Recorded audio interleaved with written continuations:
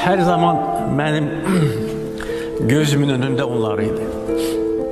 Ne kadar əzab çektiler, ne kadar əziyyət çektiler ama sınmadılar. Möhkəm durdular. Budur Azərbaycan, budur Azərbaycan xalqı. Ne kadar devletin gücü olsa, ne kadar silahı olsa, ne kadar düzgün hərbi əməliyyatlar planlaşdırılsa da, qələbəni əldə edən əskərdir, zabitdir. O gedir. O sinəsini qabağa verir. O ölümə gedir. Və bayrağı da qaldıran odur. Onların qəhrəmanlığı heç vaxt silinməməlidir və silinməyəcək bizim yaddaşımızdan və bugün onların ruhu şaddır. Salam 102 Xəbər Info və Inform Xəbər TV sosial şəbəkə izləyiciləri. Gördüyünüz kimi bugün biz Sabirabad rayonunun qəbristanlığındayıq. Yəni bizi bura gətirmək səbəb, gəlməyimizin səbəbi gördüyünüz, baxın görün, Xanlar Əhmədov Talih oğlunun qəbri üstündəyik. Hal-hazırda biz bura gəlməyimizin məqsədi valideynlərimizin gözyaşı olub. O gözyaşının səbəbini isə biz indi daha da yaxından biləcəyik. Buyurun. Özünüzü təqdim edin. Ben Əhmədov Talih Xanlaroğlu. Saatlı rayon Ortabuğa kəndində qeyd etdim. Daxili qoşun əməkdaşı idi. Xocavənd rayonunda xidmətdə olarkən vəfat etmişdi.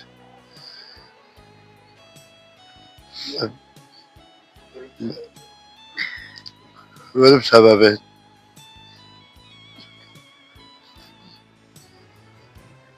deyir.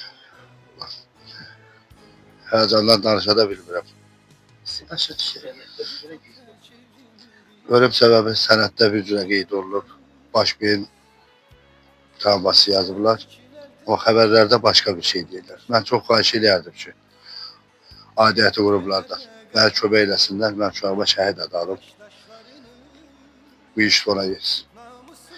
Yəni iş başında olub da, yəni hərbidə olanda. Bəli, hərbidə. Hərbidə xidmətdə olarkən. Sənədlərində də yazılır, hamısı yazılır ki, xidmətdə olarkən bu hadisə baş verib. Biz indi görürük ki, yəni Xanlar Əhmədov 2024-cü ildə dəfn olunub. İndi hal-hazırda qəbri üstündə dayanmışıq. Amma məzarının üstü, yəni sinə daş deyilən bir şey var da, düzdürmü? Bu açıqdır. Yəni bu niyə görə bilənçi yarımçıq qalıb? Onun səbəbi nədir yarımçıq qalmağın üstü götürülməyib? Mən Sabirabad rayon icra hakimiyyətindən də, Saatlı rayon icra hakimiyyətindən də kömək istədim. Ki, mənim də uşağım hərbidə olub, mənim evimdə vəfat eləmir, hərbidə vəfat edib. Bu qəbrin üstü o birisilər kimi götürülsün. Bax, belə görsədirəm, bax, bu günə yarımçıq götürülüb. Burası da beləçədə, belə düzəltdilər, belə də qəbul elədim. Dəfələrlə müraciət eləmişəm, heç bir köməkliyi olunmuyor. Biz bayaqlar qəbir üstündə də balamızın qəbrin üstündə olduq. İndi o qəbir daşının yarımçıq qalmağının səbəbi nə idi? Bax.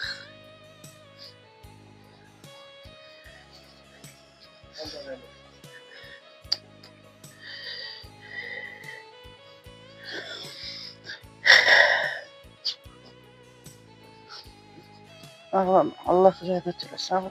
Yazır. Mən bir ata kimi xahiş edərdim ki, mənim oğlumun şəhidlik statusu verilsin. Ana və siz? Mən də istəyərdim ki, oğlumun şəhidlik adının statusu olsun. Təqdir edəcəyimiz. Adıyla təqdir edəcəyimiz. Talih müəllim, bir də sizin oğlunuzun ölüm səbəbinə mən baxıram. Burada bu sənədlə Azərbaycan televiziyası efirində verilən xəbər arasında deməli fərq var. Bunu siz necə izah edə bilərsiniz? Bu sənəddə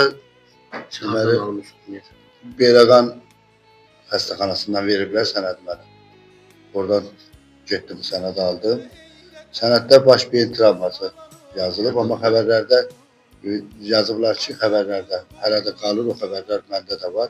Xəbərlərdə verirlər ki, tab silahından ehtiyatsız davranarkən 3 gün yaralı olub, ondan sonra vəfat edib. Onların heç birisi mənə deyilmir. Mənə bir dənə öldüyü günü deyilib ki, uşağın yaralıdır, gəlin belə qalır. Bu mənə qaranlıqdır. Mən də istəyirəm ki, bu iş yekunlaşsın, üstad çıxsın. Bilirik ki, ümidvarıq ki, həqiqətən də rayon rəhbərliyi sizə diqqət və qayğı göstərəcək və bu məsələnizi tezliklə aradan qalxısacaq. Biz bir daha bu mövzuya qayıdacağıq. 102 Xəbər Info və Inform Xəbər TV-nin baş direktoru Azər Xudayaroğlu, müxbir Cəlalə Cəfər qızı, informator İlahə Salih qızı. Sabirabad.